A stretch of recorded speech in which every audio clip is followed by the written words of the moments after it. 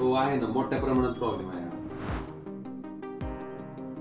मी काहीच खासदार निधी माझा अखर्चित आहे अशी खोटी बातमी पसरवली गेली होती सोशल मीडियाच्या माध्यमातून, जेव्हा की माझा खासदार निधी 100% खर्च झालेला. तुम्ही त्याला डील कसं केलं त्या गोष्टीला?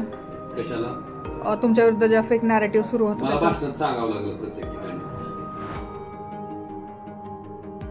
कसं आहे सगळ्यात महत्वाचं ताई, की ज्याच्या हातात सत्ता असते ते सगळ्या सरकारी यंत्रणा ज्या पद्धतीने राबवतात. आता आपण बघत नाहीत का, महाराष्ट्रातले मुख्यमंत्री राहिलेले लोक सुद्धा ईडी आणि सीबीआयच्या भीतीने कसे पक्षांतर करायला लागले.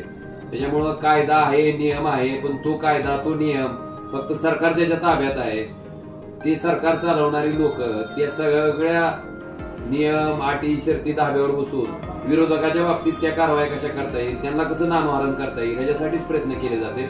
मला वाटतं तिथं त्या ठिकाणी आमूलाग्र बदल येणं गरजेचं आहे. आणि लोकांनी लोकशाहीच्या माध्यमातून व्यक्त होण्याचं सगळ्यात मोठं माध्यम हे त्या ठिकाणी मतदान असते आणि मतदानाच्या माध्यमातून त्या ठिकाणी सरकार अस्तित्वात येतात. लोकांनी ह्या गोष्टीचा विचार करून मतदान करावं.